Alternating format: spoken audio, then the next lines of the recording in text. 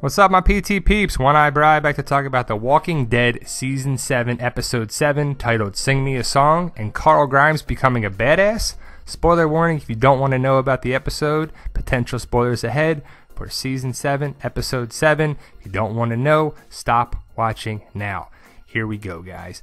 Basically, the episode is going to be around the issues of 105, 106, and 107. They're going to do some big things in the episode, and I can't wait because turning for the survivors and everything going forward, and it looks to be good.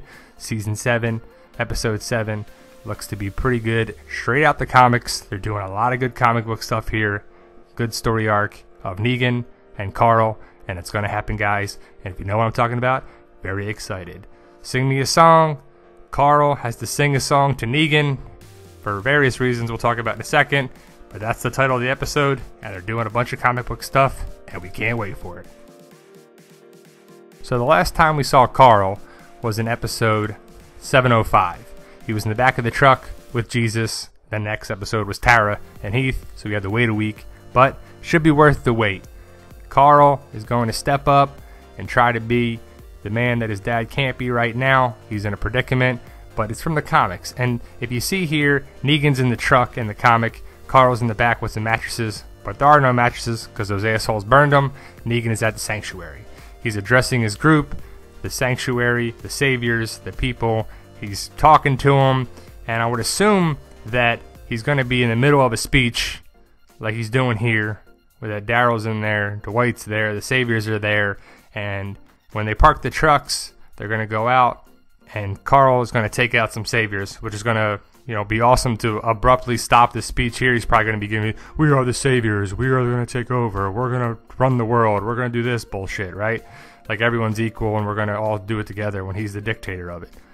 But hopefully in the middle of it, I would love to see it. He's talking, and then we hear a bunch of machine gun fire and bullets flying everywhere. Carl taking out some saviors. It would be awesome if they do it that way, and we'll see how it plays out. But I'm pretty sure Carl's going to take out some saviors. Probably the ones on the left, because his aim's pretty terrible. Like we saw on the dartboard, and that's probably what that was showing, that his aim's not the greatest, so he's going to miss some saviors. The saviors will be listening to Negan, kneeling, and then hopefully gunfire stops his epic, stupid speech like he likes to do. And we know that's where Carl is. The last time we saw him, he's with Jesus. So how does Jesus help out? He's not going to, actually. In the sneak peek, the trailer, the teaser, the promos, whatever one you want to call it, Jesus says we should bail out, we should stop, we should get out of here. But if you see Carl in the back, he's looking at something. And there he will find some guns so he can take out some saviors. Jesus looks back, says, come on, we should bail out. The car's going slow enough, the truck's going slow. Let's go out while we still can. Let's just roll. And he knows where the sanctuary is, or based around the location, because that's what he was sent by Sasha to do, some reconnaissance, find where Negan lives. So he finds the statue, the monument, the whatever that is, the focal point.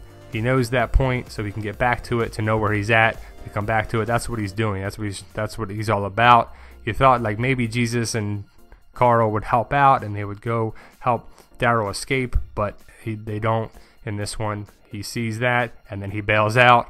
Carl's like, I ain't going, but Jesus jumps out. It's a pretty cool scene. Probably a stunt guy, I would think. Tom Payne, you're awesome with the stunts, but I don't think you could do this one personally myself. So with Jesus bailing out, Carl's going to stay in the truck and be able to do his comic book part. And this is kind of in the comic book where Jesus tails Dwight to find where the sanctuary is. So he does his job in the comic just like that. It's just a little different. He's not tailing Dwight, he's just in the back of the truck with that. So they kind of kept that storyline a little bit with a little tweak. The Walking Dead loves to do that, and they like to mix it up a little bit on the show just like that. But Carl being in the truck is what I want to talk about, and this is where he becomes a badass. And if you know the comics, you know what I'm talking about. And it's good to see Carl Chandler Riggs doing this, guys. So he's in there, the truck stops, he takes out some saviors there with just machine gun fire all over the place, and it should be a great scene. I think this should be one of the best scenes of Season 7 so far, if it's done right. I haven't seen the scene myself, can't wait for Sunday to see it, but the way I hear it and read it and thought about it and just thought about it from the comics on TV, it's great.